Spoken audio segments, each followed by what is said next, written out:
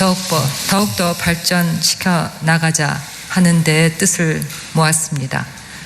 감사합니다.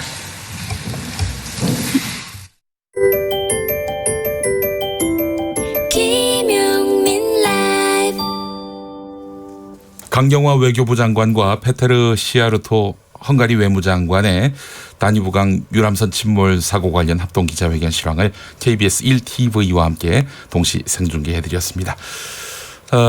김용민 라이브와 함께하고 계신데요. 자, 오창석 평론가. 네. 예. 지금 헝가리 유람선 침몰 사고에 대한 브리핑을 들으셨는데요.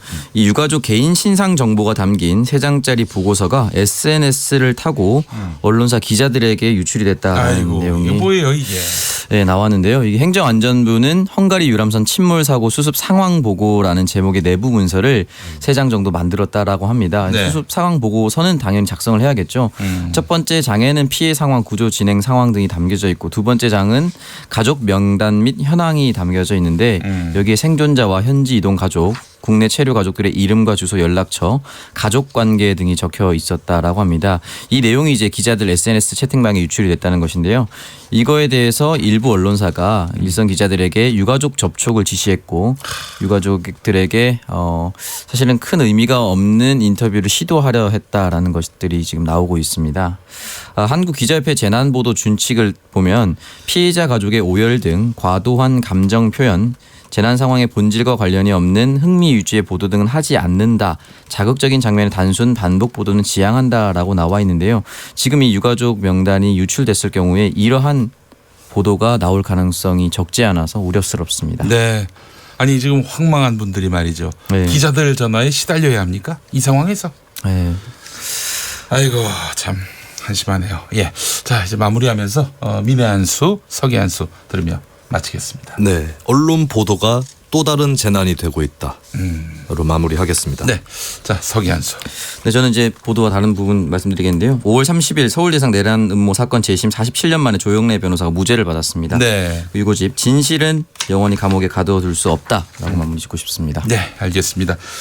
김수민 평론가, 오창석 평론가와 함께한 미세뉴스 보세였습니다. 두 분 수고하셨습니다. 고맙습니다. 김용민 라이브 오디오 파노라마. 대표님, 우리들 앞세워서 필요할 때는 부르고 그렇지 않으면 나 몰라라고, 이것은 아니지 않습니까? 비례대표 꼭 주셔야 합니다. 부탁합니다. 지난 29일 제갈창균 한국외식업중앙회장 이해찬 더불어민주당 대표 앞에서 내년 총선 때 비례대표 한 자리 보장해달라고 공개 요구. 내년 4월 13일에는 비례대표는 당연히 우리 이해찬 충남 출신 대표님께서 한 자리를 주셔야 합니다. 이 같은 요구를 그 자리에서 일축한 이해찬 대표, 이튿날 당직자에게 불만 표시. 정책 간담회에서 정치적인 얘기하는 것은 매우 적절하지 않았던 것 같습니다. 이걸 그냥 넘기지 않는 자유한국당 민경욱 대변인 논평. 조직적으로 실질적인 선거운동까지 하고 또 대가까지 주고받았다면 매수 혹은 이해 유도 혐의에 해당될 수 있으니까 검찰은 철저한 조사를 하기를 바랍니다. 한편 제갈창균 외식업중앙회장 문재인 후보 지지를 밝히려 신문 광고도 냈다고 했다가 말을 바꾸고 JTBC 인터뷰. 신문에 광고 내신 거예요? 박근혜 때 설명내 지지한다. 도와라. 도와주자. 그러니까 문재인 후보가 아닌 박근혜 후보를 위해 신문 광고 냈다는 말. 외식업중앙회는 2012년 박근혜 후보, 2007년 이명박 후보를 지지했던 바. 외식업중앙회 행사에 참석한 박근혜 후보. 저는 여러분이 겪고 있는 어려움 잘 알고 있습니다. 외식 산업을 육성하는 데 있어 여러분의 의견을 잘 검토해서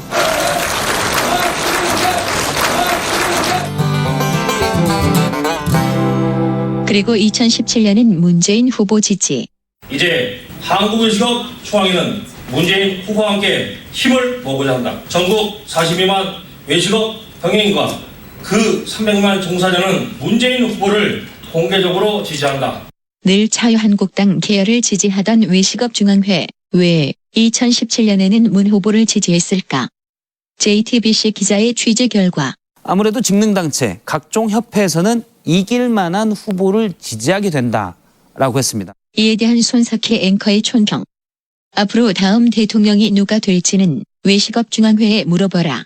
이러다가 이 적중률이 높은 편이라서 여기 가서 물어보는 사람도 있겠네요. 잘못하면. 환승입니다.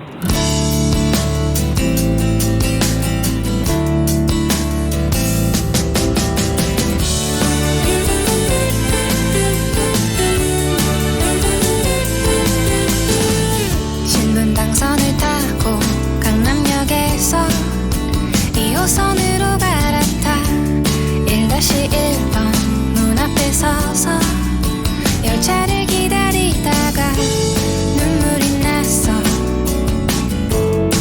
화도 났어. 그렇게 그 여자가 넌 좋았니?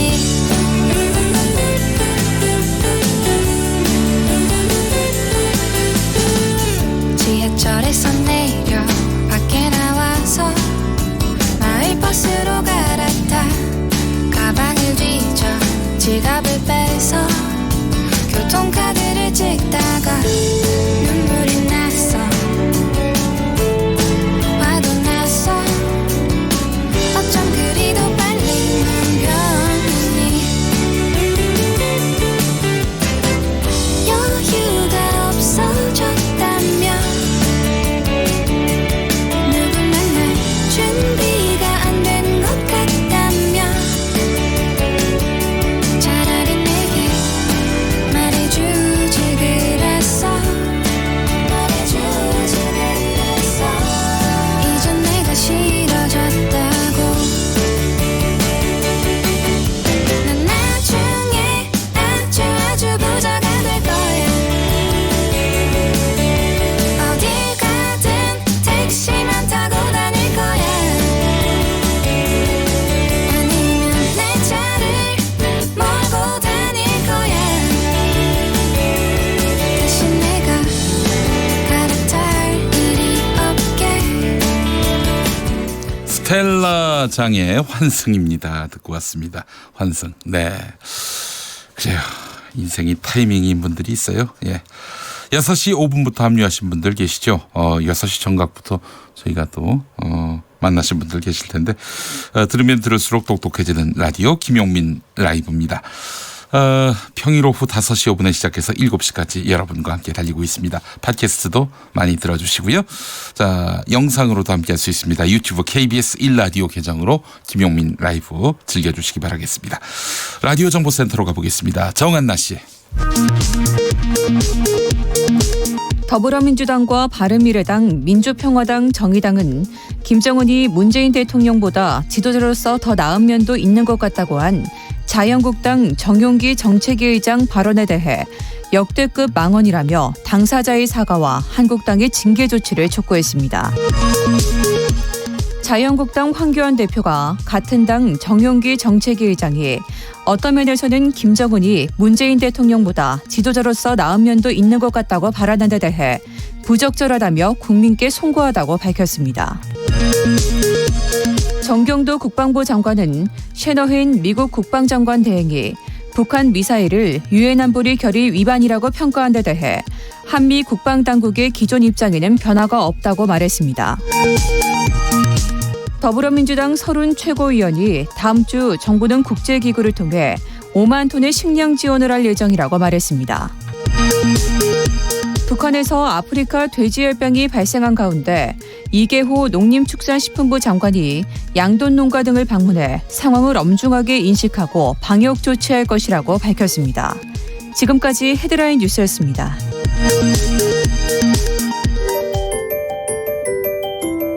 김용민 라이브. 오늘 국회의 모습이 내일 총선의 결과로 나타난다. 만약 내일 21대 국회의원 선거가 치러진다면 그 결과는 몇 대 몇? 21대 총선을 예측해본다. 2020 의석전쟁. 네, 앞으로 금요일 이 시간에 함께할 새 코너입니다. 2020 의석전쟁.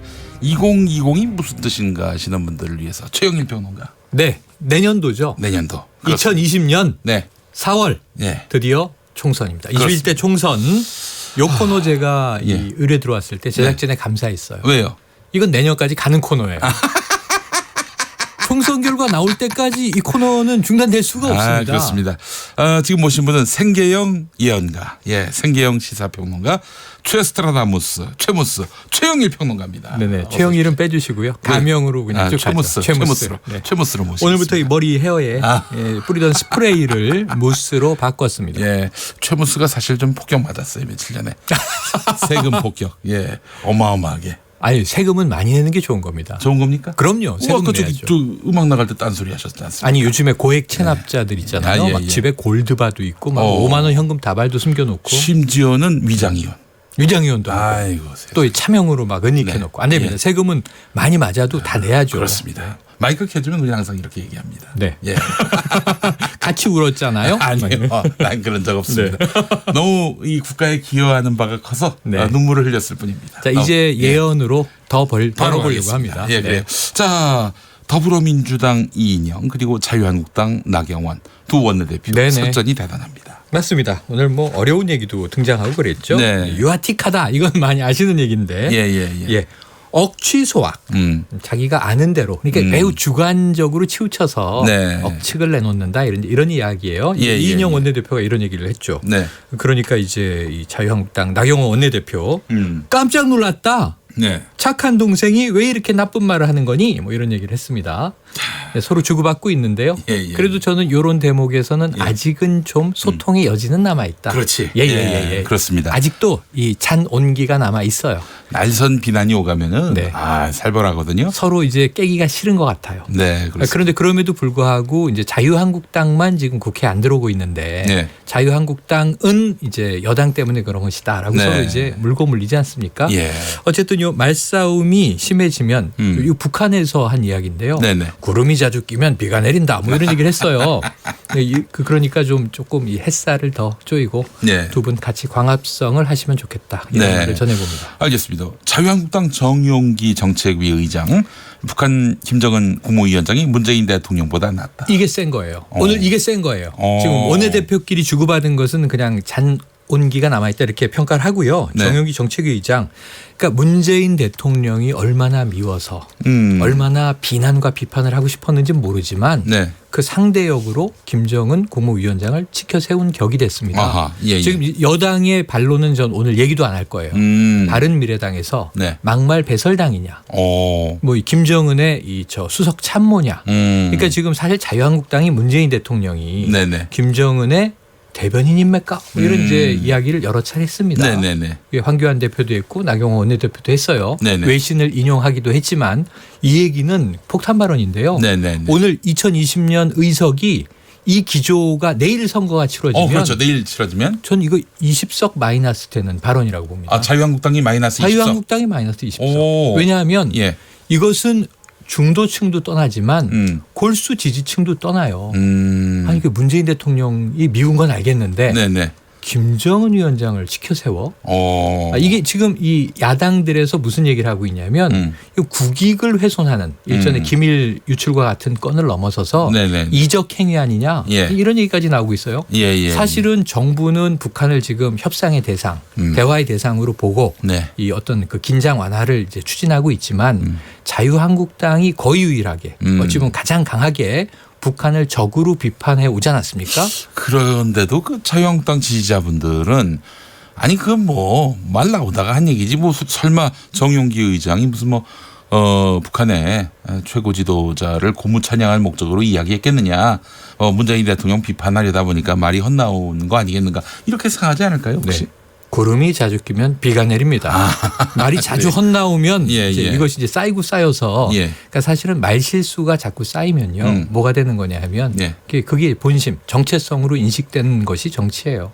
이미지 관리들을 다 열심히 하시잖아요. 그래서 이런 문제들이 중도 보수 성향의 분들에게는 어떤 영향을 주냐면 황교안 대표가 일전에 군과 정부의 입장이 좀 달라야 하는 것 아니냐. 그 말은 이거 선동 발언일 수 있는 거죠. 그 발언은 왜 나왔나 모르겠어요. 상당히 위험한 발언이 23일 전방을 갔을 때 나와서 네. 심지어는 그 전방에서 해명을 다 하지 못한 국방부가 예. 이어진 주말에 입장문까지 내는 상황이었어요. 이게 민감한 사안이었다는 거죠. 아유, 예전에 그래서 그 말이죠. 그 네. 저기 그 이른바 뭐 태극기 부대라 불리는 네네네. 사람들이 광장에 나와가지고 군대여 일어나라. 군대여 일어나라. 네. 이런 쿠데타를 조장하는 듯한 그렇게 선동을 이해가 돼요. 했죠. 사실은 그 말하고 뭐가 다른가 하는 생각이 들게 만드는데. 그래서 지금 이 대한민국의 군대가 세 개 있지 않습니까? 예. 공식적인 이제 정부의 군, 우리가 이제 공식적으로 하는 군대가 있고, 네. BTS의 아미가 있습니다. 글로벌 군. 그리고 또 하나는 그 태극기 부대, 소위 태극기 부대가 그렇게 군복들만 입고 나오세요. 그래서 광화문 말이에요. 지날 때마다 깜짝깜짝 놀라요. 예, 그렇습니다. 아, 그래요. 아니, 군대를 통솔하라고 네. 군 대통령을 군 토수권자라고 얘기했잖아요. 예. 참 납득이 안 되는 말을 합니다. 맞습니다. 만약에 예를 들어서 황교안 대표가 집권을 했단 말이에요. 대통령이 됐단 말이죠. 네. 군대와 정부는 뭐 정부 말을 군대가 듣지 말아야 한다. 네네. 이렇게 얘기하면은 좋아하겠어요? 동의하겠어요? 그렇죠. 그 맞습니다. 말은 대단히 부적절했다라고 생각이 들고요. 자, 그럼 월요일부터 각 당의 의석 수에 영향을 미칠 만한 예. 이슈 한번 따져볼까요? 첫 번째를 꼽아드리죠. 예. 서훈, 양정철 회동. 회동. 네. 이게 사실 강남의 뭐 식당에서 예, 모였고 예, 두 예. 사람의 이게 자꾸 약간 이게 오보가 나갈 수가 있는 것이 네. 야당들에서 독대 이런 얘기를 한 독대가 아닌 거죠 일단. 네. 예. 제3자 인물 예. 뭐 MBC의 김연경 단장 등 예. 인물들이 나왔습니다. 네, 그리고 네. 그 자리에 이제 모임의 분위기는 어떠했다라는 전언들도 나왔기 때문에 예, 예. 윤곽은 드러났어요. 그런데 자유한국당은 이것이 이제 국정원법 위반이다. 국정원의 정치적 중립을 아주 중히 정하고 있는 법을 어긴 것이다. 모양새는 안 좋긴 해요. 사실은 더불어민주당의 네. 싱크탱크와 국정원장이 만났다. 물론 과거에 서로 아는 사이여서 오랜 친분이 있는 사이긴 예, 합니다. 뭐 그렇긴 해도 지금 직함인데 네네. 좀 부적절해 보이는 면이 있지만 근데 정치 관여? 아니 만나서 밥 먹었는데 이게 정치 관여로 바로 이어질 수가 있습니까? 그러니까 지금 이게 어찌 보면 자유한국당 입장에선 아주 적절한 타이밍에 좋은 건수가 터져준 거예요. 네. 이 앞에 무엇을 배치해야 균형이 맞냐 하면 바로 이제 이 국가 기밀 유출죄. 지금 고발됐죠. 네. 심지어는 그 외교관, 삼급 외교관은 파면됐습니다. 네, 강유상 의원도 고발이 됐고, 그럼 강유상 의원은 내 후배가 이런 고초를 겪는 거 너무 안쓰럽다. 그런 말했어요. 근데 후배는 30년간 연락 한 번 없더니 뭐 이런 얘기였습니다. 그런데 이게 지금 심각한 사안이에요. 왜냐하면 여론조사가 나왔는데 과반에 가까운 국민들이 문제 있다라고 보는 거고요. 두 자릿수 격차가 있는 국민들이 뭐 공익제보로 볼 수도 있겠네 이런 입장이란 말이에요. 이것 때문에 자유한국당이 부메랑 효과를 세게 맞고 있는 과정에서 그래도 지금 공익제보라고 또 이 국회의원 면책특권이 작동해야 된다고 주장하는 와중에 요게 터졌으니까 여당은 더하네. 지금 집권당인데 국정원 그럼 우리 국민들이 가지고 있는 이미지가 있잖아요. 이번 정부에서 많이 개혁을 하고 있습니다만 그래도 무소불위의 조직 아니냐. 정보기관 아니냐. 이런 상황에서 그 원장이 어찌 보면 오랜 친분이 있다 하지만 최근에 이제 민주연구원장을 맡은 양정철 신임 원장을 밖에서 만났으니 이게 수상에 할 여지는 있다. 의심과 의혹의 대상이 될 수 있다. 다만 그 내용은 밝혀진 바로는 큰 문제는 없다. 사적인 그냥 모임이었을 뿐이다. 시기와 이 어떤 그 상황이 좋지 않았다. 그런데 이게 내용을 일단 규정해 버릴 수는 없잖아요. 정치관이 한 것이다. 국정원을 선거에 동원하려고 했다. 이것은 지금 알 수 없는 문제고. 그러니까 이제 그거는 검찰이 수사해서 밝혀내라 이런 맥락인 것 같습니다. 요구를 하는 것이죠. 그래서 지금 이게 두 개가 주고받았는데 강효상 건은 의석이 한 5개 날아갔고요. 그리고 서훈, 양정철 회동 건은 마이너스 1석. 한석 민주당 마이너스 1석. 알겠습니다. 자, 그러면 수요일로 가볼까요? 수요일. 수요일에 무슨 일이 있었어요? 수요일에 바른미래당에서 소식. 아이고 바른미래당 지금 큰일 났습니다. 지금 바른미래당이 그래서 자유한국당에 지금 강한 포문을 여는 거예요. 아까 얘기한 자유한국당 발언에 지금 이제 막말 배설당이냐, 또 이 김정은 여정의 뭐 수석 참모냐 이게 보수 내에서의 포지셔닝 싸움도 분명히 존재해요. 네네. 근데 그럼에도 불구하고 지금 내부가 심각해진 것이 지금 하태경 의원 징계받게 생겼습니다. 네. 윤리위에 회부됐어요. 근데 그 발언이 뭐냐면 정신 퇴락 발언. 기억나십니까? 어르신들. 예, 내면의 민주주의를 지키는 것이 너무 어렵다. 나이가 드시면 정신이 퇴락하니. 손학규 대표를 이제 면전에서 비판을 한 내용을 했던 거죠. 이게 이제 품위 손상. 그래서 이제 징계위에 올라갔는데 여기서 또 반박을 하면서 오신환 이 원내대표가 신조어를 만들어냈어요. 친손무죄. 반손유죄냐? 손 대표와 친하면 무죄고 손학규 대표와를 반대하면 거스르면 유죄인 것이냐? 그러니까 발음이 작은 당인데 정말 막 이 신조어도 많이 쏟아져 나오고요. 흥미진진해요. 중요한 건 이 한지붕 두 가족 체제가 너무 내홍이 깊어지고 있다. 그러니까 이 상황에서 지금 수요일 말씀하셨으니까 혁신위가 출범하는 거죠. 정병국 이 혁신위원장의 전권 혁신입니다. 그런데 이게 전권 혁신위가 유승민계는 전폭 지지하는 거고요. 손학규 대표는 전제가 있습니다. 손 대표 사퇴를 전제로 한 혁신위는 인정할 수 없다. 그렇군요. 역시 내부에서도 격돌이 벌어지고 있는 거죠. 그 제2배 정책위 의장이 나와가지고 못 받는다 이렇게 단언을 했었어요. 맞아요. 그러니까 지금 한쪽은 전폭적으로 전권이 부여된 혁신이라고 주장을 하는 것이고 지금 이제 현 손학규 대표계는 이것은 인정할 수 없다고 하는 것이고 이거는 바른미래당에게 플러스가 됩니까 마이너스가 됩니까? 당연히 마이너스죠. 마이너스입니다. 그런데 마이너스의 숫자는 말씀드리지 않겠습니다. 왜냐하면 제가 말 한마디 뻥끗 잘못하면 교섭단체 지위가 상실될 수도 있어요. 그 밑으로 와요. 거기가. 알겠습니다. 차명진, 정진석 자유한국당 두 정치인 세월호 막말과 관련해서 당에서 징계를 내렸는데 뭐 말 그대로 손방망입니다. 당원권 정지 3개월. 이게 4개 단계 중에서 사실 경고 다음으로 약한 거죠. 그런데 뭐 당원권 정지 1년, 12개월 이럴 수도 있고요. 6개월 이럴 수도 있는데 3개월. 이 3개월의 의미는 뭐냐면 차명진 전 의원이 내년 총선을 위해서 열심히 뛰고 있었던 분인데 그러다 보니까 당의 충성심을 더 강하게 보이려고 그런 맥락에서 얘기했겠지 뭐 사실. 그런 맥락도 한 절반 있고 뭐 또 본인의 생각도 절반 있겠죠. 왜냐하면 뭐 본심과 다른데 그렇게 강하게 얘기했겠습니까? 그러니까 세월호 이 정말 징글징글하다. 근데 나중에 이것은 민주당이 한 이야기다라고 해명은 했지만 유가족들은 정말 이 가슴이 무너졌습니다.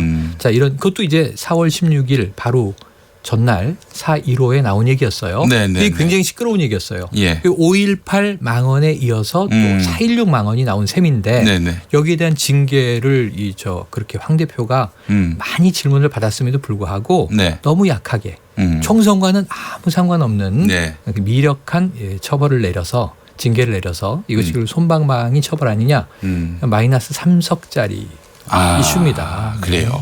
알겠습니다. 아니 그 차라리 뭐 그럼 또 징계를 뭐 제대로 할 것처럼 얘기를 하지 말든가. 그러니까요. 왜 그 또 기다려 보십시오. 제가 이거 바르게 하겠습니다. 공정하게 하겠습니다. 그랬는데 민심과는 동떨어졌다. 이런 아쉬운 대목이죠. 알겠습니다. 자, 헝가리 부다페스트에서 안타까운 사고가 있었는데 청와대가 신속하게 대응하려고 했습니다. 어떻게 평가하세요? 지금 조금 전에 이 방송 시작하실 때 6시 무렵에 이제 강경화 외교부 장관 이거 대책본부장 아니겠습니까? 현지로 날아가서 헝가리 당국에 정말 또 조속한 협력을 당부하기도 했고 그간의 노력에 감사하기도 했고 지금 이 부다페스트 현지에 이 추모 열기가 또 뜨겁습니다. 여기에 대해서는 뭐 국적 불문, 인종 불문 그래서 우리가 따뜻한 마음에는 사의를 표하지만 지금은 아직 골든타임이 살아있다고 믿고 싶은 기적을 바라는 시간이에요. 이번 주말에 우리 전문 구조팀이 갔으니까 헝가리 당국과 공조해서 뭔가 좀 구조의 성과가 있기를 정말 기도하는 마음입니다. 하늘이 돕기를 바라는 마음. 이거는 지금 뭐 의석을 논할 수 없고요. 한 마음으로 지켜볼 뿐입니다. 알겠습니다. 자유한국당 이우현 의원 실형 확정받고 의원직을 상실을 했는데 이로써 자유한국당 의석수가 113석으로 줄었습니다. 이거는 요 코너에서 논할 가치가 없습니다. 의석이 실제로 하나 줄었습니다. 저는 예언만 하기 때문에 실제로 줄어든 의석은 다루지 않겠습니다. 알겠습니다. 2020 의석 전쟁. 그래서 내일 국회의원 선거가 치러진다면 그 결과 몇 대 몇이 될 것으로 보십니까? 일단 한 가지만 말씀드리죠. 자유한국당 잘해야 됩니다.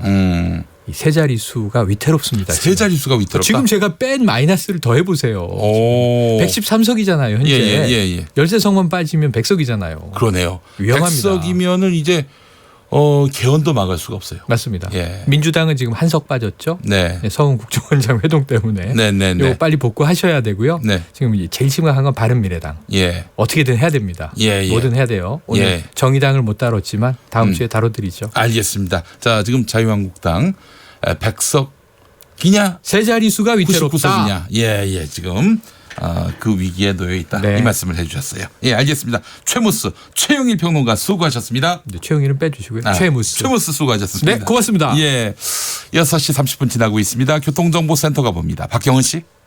예, 박경은 씨가 오늘 준비가 안 됐고. 예. 자, 그럼 곧바로 세상에 곧바로 다음 순서로 이어가도록 하겠습니다.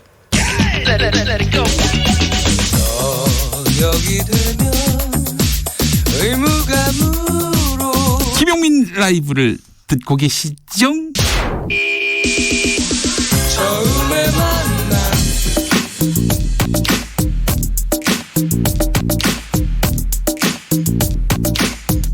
쏙 인터뷰. 귀의 속 맘의 속 속속속 인터뷰 시간입니다. 유성엽 민주평화당 원내대표 의정 활동을 어떻게 평가하느냐 전북 정읍과 고창의 지역 주민에게 물어봤는데 51.5%가 긍정적으로 평가했습니다. 매우 잘함 20.4, 대체로 잘하는 편 31.1 이렇게 나왔습니다. 이번 여론조사 정읍과 고창에 거주하는 만 19살 이상 성인 남녀 504명을 대상으로 선관위로부터 제공받은 휴대전화 가상번호를 무작위로 추출해서 자동 응답 조사 방식으로 진행했습니다. 연결 대비 응답률은 6%였고요. 수집된 데이터는 2019년 4월 주민등록 인구 기준 지역 연령 성별 가중치를 부여했습니다.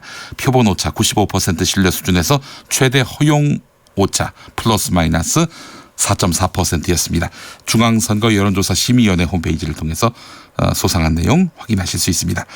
한마디로 유성엽 의원이 지역에서 잘하고 있다 이런 의견이 절반을 넘었네요. 예. 자, 유성엽 원내대표 만나보도록 하겠습니다. 이 원내대표 나와 계십니까? 예, 안녕하세요. 네. 저희 김용민 라이브 처음 나오셨어요. 예, 사실은 처음 불러주신 것 같습니다. 알겠습니다. 앞으로 자주 모시도록 하겠습니다. 감사합니다. 예, 오늘 그 정의당 윤소아 원내대표와 만나신 걸로 알고 있는데요. 자, 두 분의 만남이 예사롭지 않습니다. 오늘 어떤 얘기 오가셨어요? 어떻든 우리가 뭐 공동교섭단체를 뭐 구성하지는 못하지만은, 네. 서로 아주 같은 마음으로, 한 방향으로 힘을 내자 이런 이야기도 했고, 네. 또 소수정당의 피해를 되씹으면서 서로 좀 힘이 들 수 있도록 노력을 해나가자 이제 이런 이야기도 했죠. 그래서 제가 아까 그런 이야기를 했습니다. 우리 윤소아 원내대표가 목포가 고향이시니까 네. 흑산도 홍어 한 마리 가져오시고 예. 저는 우리 정읍 태인면에 송명선 막걸리가 아주 유명합니다. 전국적으로 최고의 막걸리죠. 그래서 그렇게 준비해서 우리만 마시지 말고 저 3당 거대 3당 원내대표들도 좀 불러가지고 함께 좀 나누면서 우리 국회 정상화, 국회 발전을 위해서 한번 다짐하는 자리를 한번 갖자 이렇게 말씀을 드렸더니 아주 흔쾌히 또 수락을 했는데 3당이 나올지 안 나올지 모르겠습니다. 그죠? 그렇게 했을 때. 예. 정의당하고 원내 교섭단체 구성은 그러면 이제 안 하기로 하신 겁니까? 아니요. 지금 현재 우리 그 민주평화당의 의원님들 의견을 좀 수렴 중에 있는데. 당초부터 좀 불가능한 일입니다. 왜냐하면 14명 중에서 한 명만 동의하지 않아도 20명이 되지 않기 때문에 뭐 이거 공동교섭단체를 구성하는 것이 좋냐 나쁘냐를 떠나서라도 현실적으로 거기에 반대하는 분이 이렇게 있어서 현실적으로 쉽지 않겠다라는 것이 현재 결론입니다만은 뭐 앞으로 좀 의원님들 의견을 좀 더 수렴을 해보겠습니다. 아니 바른미래당 내에 그 국민의당 출신 그 호남을 기반으로 한 의원들과 연대하실 계획도 세워놓고 계신 거 아니에요 혹시? 뭐 꼭 그런 구체적인 뭐 그런 연대를 떠나서 현재 우리 바른미래당과 우리 민주평화당 등 제3 세력들을 이렇게 보면은 당초 그 국민의당에서 분열되면서 이제 바른정당과 만나서 바른미래당이 되었고 있고 예. 이제 우리는 민주평화당으로 남았습니다만은 네. 지금 4분 오열되고 좀 지리멸렬해져 있는 이런 상황이거든요. 바른미래당이 있고 또 우리 민주평화당이 있고 네. 바른미래당 소속으로 민주평화당에 와서 활동하는 분들이 있고 예, 예. 또 바른미래당 소속이면서 바른미래당 회의나 행사에 전혀 참석하지 않는 분들도 한두 분 계시고 예, 예. 또 무소속으로 나와 있는 분들까지 있어요. 이용우 의원, 송금지 의원 등. 그렇습니다. 예. 그게 말 그대로 그냥 4분 오열되고 좀 지리멸렬해진 상태이기 때문에 네네. 어떤 형태든 제3지대를 좀 정비할 필요는 있다. 비록 뭐 그것이 정치공학적인 뭐 접근이냐, 뭐 정치적인 이합집사이냐 이런 비판도 나오고 있습니다만은 뭐 그런 비판을 두려워할 정도 그런 상황이 지금은 아니라고 생각합니다. 한가한 상황이 아니기 때문에 네네. 기본적으로 좀 제3지대를 좀 정비할 필요는 있겠다 해서 여러 각도에서 고민하고 또 노력을 해가고 있습니다. 그 원내교섭단체 정의당하고의 원내교섭단체를 별로 바라지 않는 민주평화당 의원들께서는 그런 제3지대론에 좀 더 무게를 싣고 있는 거 아닐까 하는 생각이 듭니다. 그렇습니다. 그건 뭐 그렇게 보셨는데요. 예. 이제 총선이 1년도 남아있지 않은 이런 상황 속에서 네네. 정의당과 사실은 민주평화당은 당초 선거제 개혁이라는 대의에서는 서로 뜻을 같이 했지만은 뭐 이 경제 문제, 특히 성장과 복지를 보는 관점, 네. 또 노동을 보는 관점에 있어서 많은 차이가 있습니다. 네네네. 그래서 내년 총선을 1년도 남지 않는 상황에서는 예. 정의당과 공동교섭단체를 구성하는 것이 꼭 바람직할 것이냐라는 좀 그런 회의적인 의견들도 많이 있고. 그런 의원님들이 한 몇 분 정도 되실까요? 14분 중에서. 글쎄요. 뭐 몇 분이라기보다도 저는 지난번에 원내대표 경선을 나섰을 때 네네. 정의당과 공동교섭단체보다는 제3지대 신당 쪽으로 나아가는 것이 좋겠다라는 의견을 표출을 했고. 그러셨어요. 예. 상대 황교안 의원님께서는 좀 다른 입장을 보이셨어요. 네네네. 그런데 이제 어떻든 제가 원내대표에 당선이 된 걸로 봐서는 적어도 뭐 절반 이상의 의원들께서는 제 의견에 동조를 하셨던 것이 아니냐. 물론 뭐 그 요소만 가지고 뭐 투표권을 행사하진 않았겠지만은. 네네. 뭐 저는 그렇게 봤을 때 우리 과반수 이상의 다수 의원들은 예. 정의당과 공동교섭단체 구성에 대해서는 조금 회의적인 그런 입장을 가지고 있다 이렇게 말씀드려도 크게 틀리지 않을 것 같습니다. 예, 알겠습니다. 그 최근 전관예우 금지법을 발의하셨어요. 이게 어떤 내용인지 좀 설명해 주시겠습니까? 제가 그 두 차례 지금 법안을 발의했는데요. 변호사법 개정안을 통해서. 네네. 그 공직에 있다 나온 변호사들이 어떤 수임 제한 기간을 더 강화한다라든지 또 어떤 그 사건을 다루는 재판관과 학연, 혈연, 지연 관계에 있는 사람들은 그 변론을 할 수 없도록 한다라든지 네네. 또 뭐 형사 사건에 있어서 성공보수 같은 것을 금지하도록 하는 이런 내용으로 네. 사실은 이런 전관예우 때문에 무전유죄, 유전무죄라는 우리 사회에 아주 잘못된 병폐가 만들어지고 있다고 봤기 때문에 예. 그 전관예우를 좀 원천적으로 좀 금지하거나 최소화시키는 방향에서 이제 그런 안을 냈던 것이고 또 최근에는 세무사법 좀 개정안을 냈어요. 예. 5급 이상 그 공직에서 퇴임한 세무사는 그 1년 전부터 근무했던 지역에 있는 세무 업무 거기를 대리할 수 없다라고 한다든지 또 그 세무사가 공인회계사나 변호사 등의 전문 자격사 법인에서의 겸직을 금지하는 내용이라든지 이것은 우리 소송에 있어서나 어떤 세무 업무 대리에 있어서 좀 공정한 법률 집행 또 그래서 좀 공평한 사회를 만드는데 반드시 필요한 그런 과제라고 생각이 듭니다. 그래서 아주 쉽게 말해서 유전무죄, 무전유죄라는 것은 우리 온 국민들이 아주 불쾌해하고 또 그것 때문에 많은 고통을 겪고 있다라고 아주 호소하는 사람들 아니겠어요? 네네. 예. 그 우리 유성엽 대표께서도 이렇게 말씀 들어보니까 부당이득, 반칙에 대해서 각별한 비판 의식을 갖고 계신 것 같은데 국회의원 세비는 국회의원이 회의에 참석했을 때만 지급해야 한다.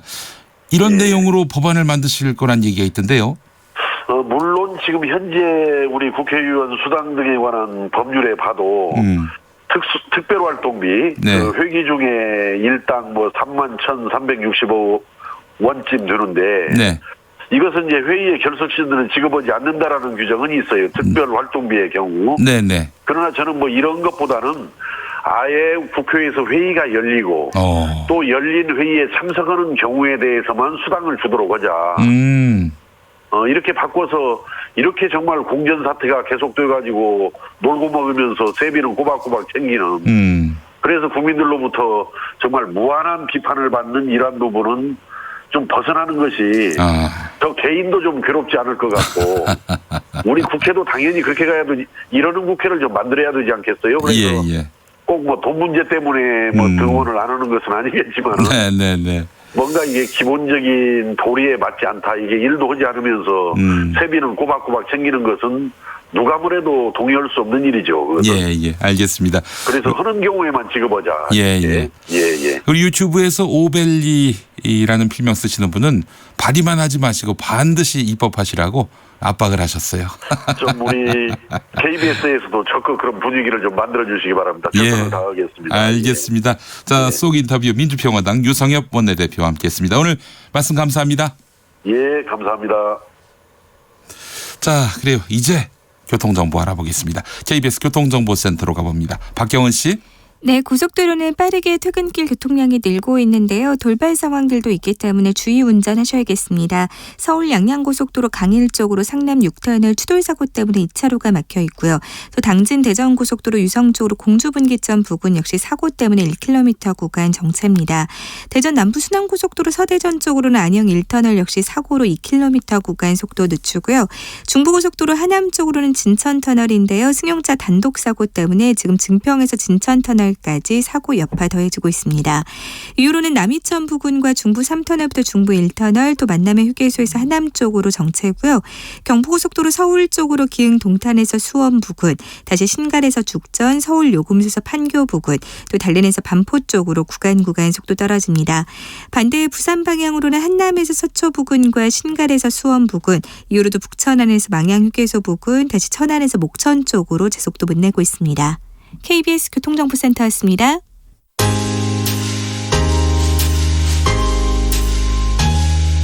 당신의 퇴근길, 야근길, 장보는 길, 학교길, 귀갓길, 정처 없이 걷는 길. 그 모든 길에 함께합니다. 똑똑해지는 시사라디오 김용민 라이브.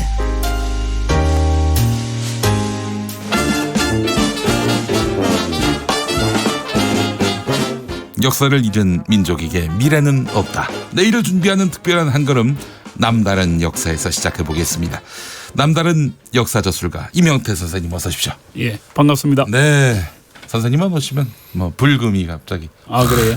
느껴집니다. 불금입니다.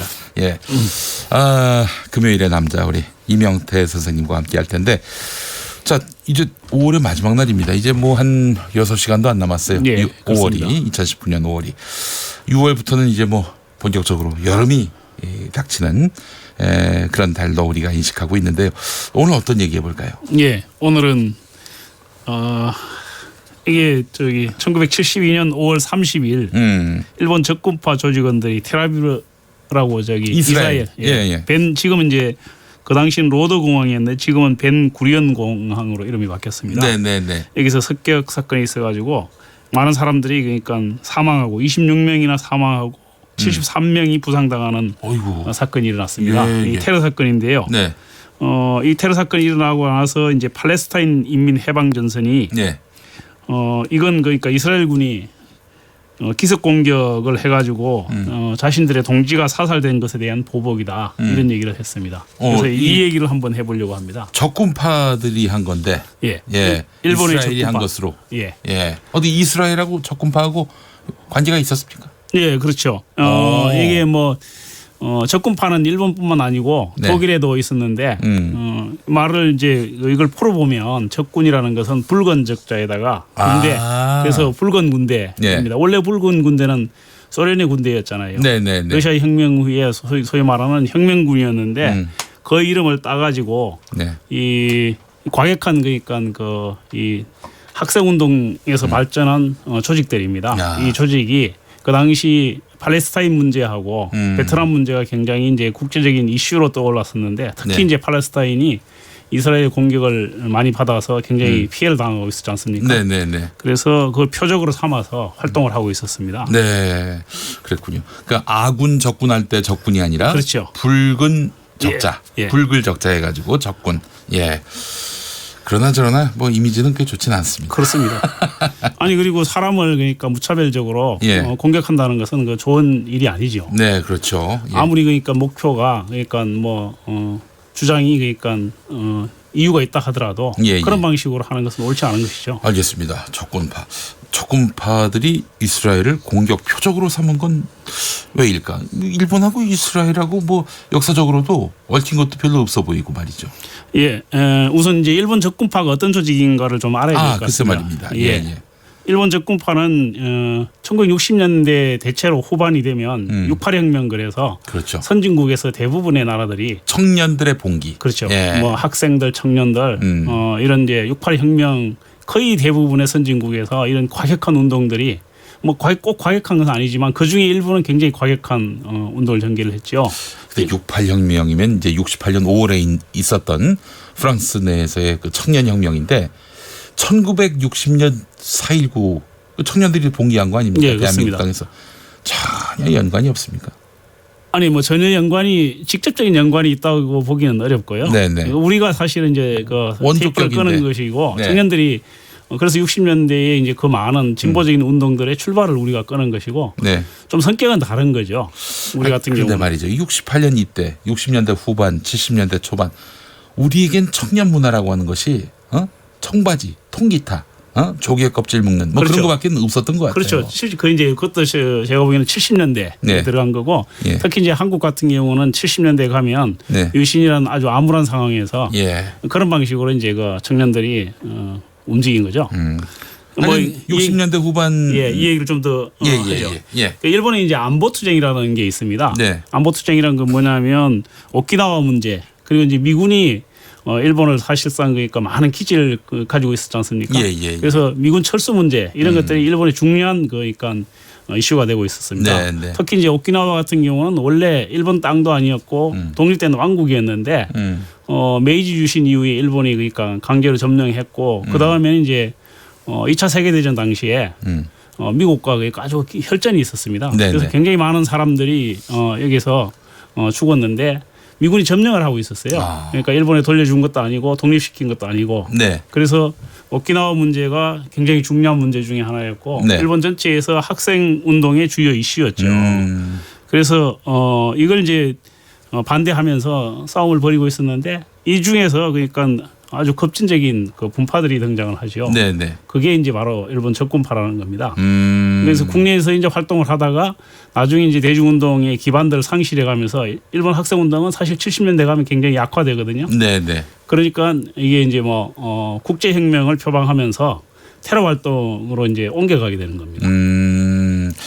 그러니까 이제 미국에 대한 적개심, 그러니까 그 적개심이 이제 씨앗이었네요.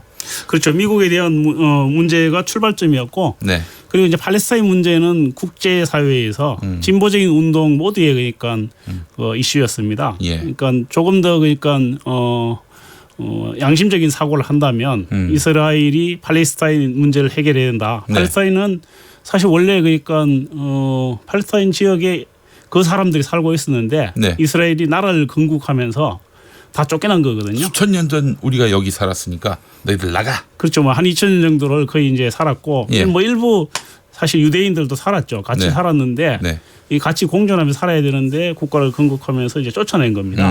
그래서 이 사람들이 갈 데가 없으니까 예. 난민이 되어가지고 그 주변 국가들에 계속 가서 그러니까 이렇게 살고 있었어요. 그러니까 결국 이제 구도를 보면은 이스라엘이 미국하고 친하니 미국에 대해서 적개심을 가진 일본 적군파가 이스라엘까지 가서 이렇게 테러를 저질렀다. 뭐 그렇게 그러니까 연결시켜서 얘기할 수 있겠죠. 예, 그렇군요. 어이구, 일본에 이런 공산주의 깃발 들고 무장 테러를 획책했다는 것이 상당히 놀라운데요. 일본 내도 공산당이 있지 않습니까? 그렇죠. 일본은 공산당은 합법화되어 있죠. 일본 공산당하고 이 적군파하고는 전혀 관계가 없죠. 전혀 관계가 없어요. 관계가 없고 예. 일본 공산당 같은 경우는 아주 그러니까 이런 그 운동에 대해서 격렬하게 비난을 했죠. 일본 적군파는 체제내에 그러니까 합법화되어 있는 정당이고 네. 의회에 진출해서 네. 의회를 통해서 자신들의 그 목적을 달성하겠다는 게 그 가장 기본 목표잖아요. 그렇군요. 그리고 일본 공산당 같은 경우는 이제 적기라고 말하자면 기관지를 그러니까 이렇게 과도해서 팔고 있습니다. 그런데 뭐 지금은 어떤지 모르겠는데 아마 좀 다를 텐데 70년대 80년대는 이 적기가 가장 많이 팔렸대요. 그러니까 대체로 그러니까 의회 선거를 하면 한 8% 정도 그 획득을 했습니다. 그러니까 네. 의회 내에서 진보적인 정당으로 자리를 잡고 있었고 이런 그 폭력 투쟁이나 이런 것에 대해서는 절대적으로 반대를 했죠. 제가 알고 있기로는 오키나와가 말이죠. 예. 일본의 영토라기보다는 독립왕국이었던 걸로 알고 그렇죠. 있어요. 오랫동안 독립왕국이었죠. 그런데 그러니까 그걸 어떻게 미국이 점령하게 됐습니까? 일본과 원래는 일본과 중국 사이에서 조공을 하면서 무역을 하고 오랫동안 독립을 유지를 했어요. 네네. 했는데 일본이 이제 메이지 유신 근대에 들어오면서 메이지 유신 이후에 무력으로 점령을 해서 편입시킨 겁니다. 편입을 시켰고 그다음에 이제 2차 세계대전이 벌어지지 않습니까? 그래서 태평양에 있는 곳곳의 섬들에서 미국과 일본이 혈전을 벌이는데 특히 이제 오키나와는 바로 본토하고 가까이 있으니까 일본이 여기서 본토 사수 작전의 한 일환으로서 여기서 대대적인 전투를 벌입니다.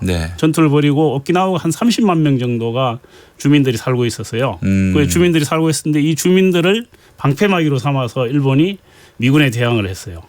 했고 그 과정에서 사실은 오키나와의 주민들이 3분의 1 이상 사망을 합니다.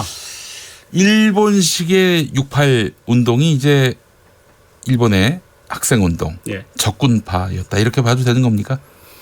아니죠. 그 중에 그러니까 일부라고 봐야 되는 거죠. 일부. 그러니까 일본의 학생운동도 대중운동이 사실 진행이 되었습니다. 그러니까 각 대학의 이를테면 이제 학생 대표들 이런 대표들이 모여서 만든 게 전국 공동투쟁위원회 그래서 줄여서 전공투라고 얘기를 합니다.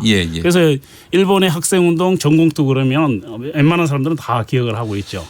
근데 사실은 우리나라도 학생 시위가 많았지만은 이 적군파 같은 스케일은 아니었던 것 같아요. 그러니까 그 공중 납치 사건도 있었잖아요. 요도호 납치 사건. 그렇습니다. 이제 이 적군파는 본격적으로 70년대 이후에는 아예 그러니까 국제 조직으로 탈바꿈을 해요. 그래서 근거지를 팔레스타인으로 옮겨서 그 팔레스타인 해방 전선이라든지 이런 쪽과 손잡고 국제적인 테러 활동을 주로 벌이는 겁니다. 미국에게 반대하는 그 어떤 자신들의 의지를 드러낼 수 있다면 수단과 방법을 가리지 않았다. 그렇죠. 원래는 이제 뭐 미국에 반대하거나 이스라엘이 반대하는 것이 주 목적이었는데 그 지금 점차 그 나중에 가면서 사실은 이 대상 자체가 전혀 그 다른 형태로 가기도 합니다. 이를테면 뭐 그러니까 은행을 습격한다든지 아니면 뭐 표적이 될 수 없는 그 건물도 이렇게 폭파한다든지 뭐 이런 방식으로 이제 바뀌는 거죠. 네, 요도 사건이가 아주 굉장히 그렇습니다. 뭐랄까요, 역사에 길이 남은 사건 아닙니까? 그렇습니다. 그거 좀 한번 소개해 주시죠. 예, 요도 사건은 이제 적군파가 일본 국내 그러니까 항공 비행기 요도호를 납치를 해서 이제 북한으로 가자고 그런 겁니다. 북한으로 가자고 그랬는데 이 기장이 그러니까 이 사람들이 사실은 그러니까 지리나 이런 걸 잘 모르기 때문에 그래서 중간에 몇 번을 속였어요. 2번을 속였어요. 한 번은 이제 일본에 착륙을 해가지고 얘기를 했고 그다음에 이제 그게 실패해서 다시 북한으로 간다고 그러면서 와서는 이제 서울에서 이제 이렇게 김포공항에 불시착을 한 겁니다. 그러니까 이 사람들이 이게 상황을 잘 모르고 하니까 이게 평양의 온모양이다 이렇게 처음에는 그 납치범들이 오해를 한 겁니다. 오해를 해서 한국 그 김포공항에서 이제 대치 상태가 되었죠. 대치 상태가 되어서 한국에서는 그 당시 이걸 어떻게 할 건가 고민을 하다가 처음에는 뭐 이렇게 대테러 작전 지금 벌이는 것처럼 진압 작전을 펼까 이런 고민도 했는데 사실은 그 당시는 대테러 작전이나 이런 전문 부대도 없었고 준비가 잘 안 돼 있었기 때문에 하는 그러니까 피해가 많이 날 것 같아서 결국 협상을 벌이는 거죠.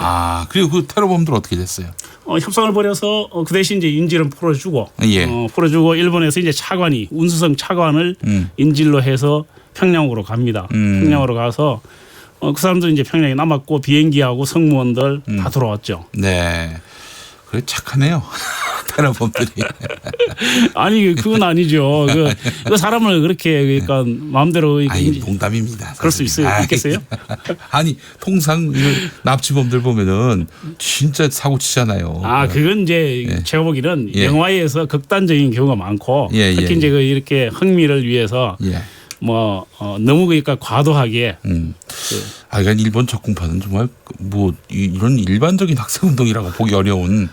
학생운동이 아니죠. 그러니까 처음에는 학생운동으로 출발했지만 나중에는 테러범으로 사실은 바뀐 거죠. 예, 이게 일본 학생운동을 대중 운동에서 굉장히 괴리시키는 굉장히 큰 암울한 사건이었다, 암울한 계기였다 이런 지적도 있습니다. 우리 6645번 쓰시는 분이 그런 문자를 실제로 보내셨어요. 그렇습니다. 그러니까 그 내부에서 자기들끼리 뭐 이른바 이제 분파투쟁이라고 그러는데 분파투쟁을 벌이면서 자기들끼리 죽이기도 하고 그래요. 아이고 이런. 그러니까 아주 그 극단적인 상황으로 간 거죠. 자, 이런 테러 활동 종교적인 극단주의와 많이 닮아 보입니다. 그렇습니다. 지금은 이제 그 이후에 이 일본 적군파도 그렇고 독일 적군파 같은 경우도 그렇고 이태리에는 이제 그 붉은 재단이라고 그래서 유사한 조직들이 있었는데 지금은 사실상 거의 그러니까 괴멸됐죠. 일본 적군파는 2001년에 공식적으로 해산을 합니다.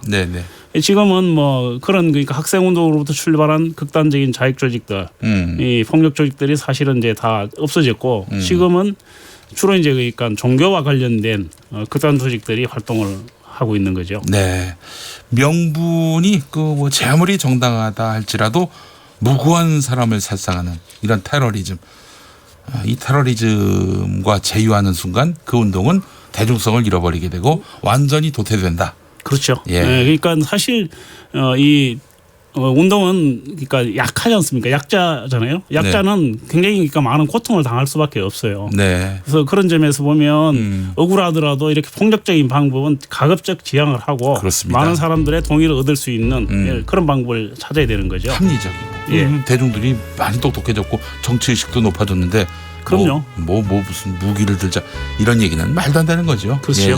알겠습니다. 남다른 역사 우리 이명태 선생님과 함께 일본 적군파 살펴봤습니다. 오늘 말씀 잘 들었습니다. 감사합니다. 네, 김용민 라이브 오늘 순서 마무리하겠습니다.